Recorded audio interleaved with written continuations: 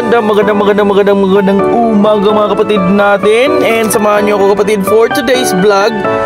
This is the day 2. Ituturo natin yung mga kapatid natin from Davao City. Nag-avail sila sa ating Prime Cebu Tour Package mga kapatid. This is the day 2. And nandito na naman ako ngayon dito sa Mactan, Cebu. Lapu-Lapu, dyan siya naka-check-in. And then hintayin muna natin. Posing muna tayo.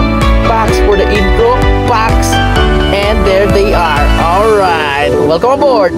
Julius, Butchoy, my cousin Matet, Cheesy, Nanay Banji, and Tatay Awel. Okay. Welcome aboard again mga kapatid. And ano bang hinihintay natin? Let's do this. Kung kahapon si Lex, ngayon po Mactan Bridge tayo dadaan. So eto po mga kapatid. Welcome to the new Mactan Bridge. And first stop natin is the Temple of Leia. If you're familiar with Ellen Adarna, the celebrity, sila po yung may-ari dito. So yung entrance dito, iba yung rate from weekdays, iba yung rate din pag weekend. So mas mura po weekdays po. So dito, napakaganda, maraming dumadayo kasi alam naman natin, karamihan, di ba? Isa na to sa kilalang tourist spot ng Cebu City. Now makikita nyo dati yung story dito, dati lang ito regalo ng lolo ni Ellen Adarna sa lola niya. Tama? Pero ganun, engineer yung lolo niya eh, kaya sobrang pulido kahit bagyo, lindol, hindi siya wala tarog. Anyway, yung next stop natin, temple pa rin, pero the next stop will be the Taoist Temple. So yung Taoist Temple, nandito lang ito sa downtown, okay? Sa loob ng Beverly Hills, isang subdivision ng mga mayaman dito sa Lahug, wherein meron silang own temple doon to worship. And sobrang bait yung mga Chinese dito. Ginawa siyang tourist spot na walang bayad, na pwede kang pumunta dito. Tsaka sarap sa feeling pag nasa loob ka, parang nasa China. Ngayon po ako bababa ako kasi doon yung drop off, pero doon kami sa car park. Okay, yan yung car park natin dyan. Papasok ka parang kang nasa ibang bansa, di ba? Kasi naranasan ko before, dito ko dinadrop off yung mga guests ko. Paangat sila. So pagdating sa itaas, ay grabe, hindi na sila enjoy, overheat na eh. So yung ginagawa ko, dun sa itaas ko dinadrop off para pababa na lang sila. After nilang mag-ikot-ikot sa Taoist Temple, at least may energy pa sila. So dito yung daanan pataas. So at least ang aakyat pataas lang ako. Yung mga guests ko nag-enjoy na sa taas. O diba? Yan. Yung car park na sa baba. Okay, makita nyo. Tapos yan, may mga tao rin na paangat. Okay? So sila yung mga may kotse na doon nag-park. So dyan na sila dumaan. Pero mostly yung mga guests po, doon po dinadrop off namin sa taas. Kasi mataas talaga. Imagine mo, doon pa yung parking lot, di ba? Pero ang kagandahan dito, located near the city. So I suggested sa mga gustong magpasyal sa Cebu City, may meeting dito, busy, pero at least gusto nyo mag-tour, pwede kayo dito. Welcome to the Taoist Temple. Oh, promise, para ka nasa ibang bansa. Now, yung next stop namin, eto din. Para ka din nasa ibang bansa, Lavey. Okay, makikita mo naman, di ba? Nasa Lavey, parang Paris, di ba? So dito naman mga kapatid, more on wines, formals. Pag intro mo pa lang, may mga fish na kois, di ba? Ang ganda sa feeling dito. Still located at Cebu City. So ang yung ginagawa ko po dito is a city tour. So you're in Cebu, but you can have a lot of tourist destination here. English yun kapatid, palapakan nyo ako. So dito maganda dito, may mga meeting. Tapos sa loob, okay, let's go inside. English na naman. Anyway, yan po yung loob.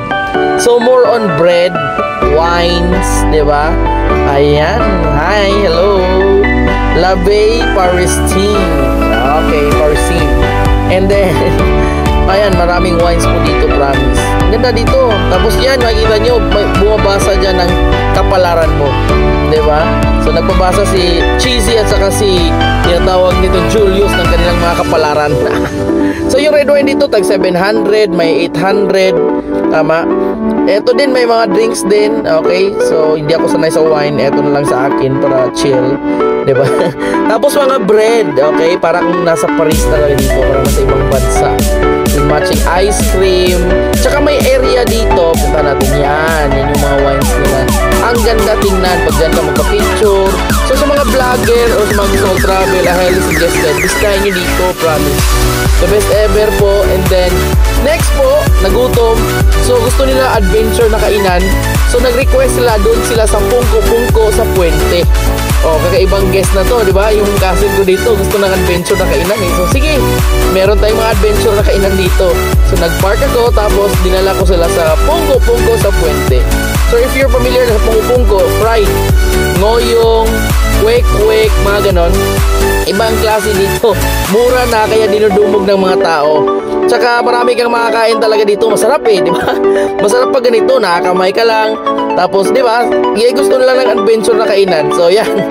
Nagkuha kami ng table. Tsaka ang advantage dito, may mga service crew sila na sobrang babait. Ang alert talaga pag mag-assist. Shout out po sa may-ari nito. Ang ganda ng idea nyo mga kapatid, ang ganda. Tsaka makakasave ka talaga. And sa mga vlogger natin dyan, and sa mga gusto mag-adventure or sa mga nagta-travel, ibang content naman ito, di ba? Kasi siyempre, always ka lang makikita sa mga mahalin na restaurant, di ba? Hotel. O eto naman malupit, ibang content to, vlog. Dito kumakain sa Pungko sa Puente. Alright. So after that, siyempre, dasal muna tayo. Dinala ko po sila sa the famous Santo Niño Church. So eto yung, sa mga hindi pa nakakilala nito, ito yung dinudumog ng mga tao every 3rd week of January. Yung tinatawag na sinulog.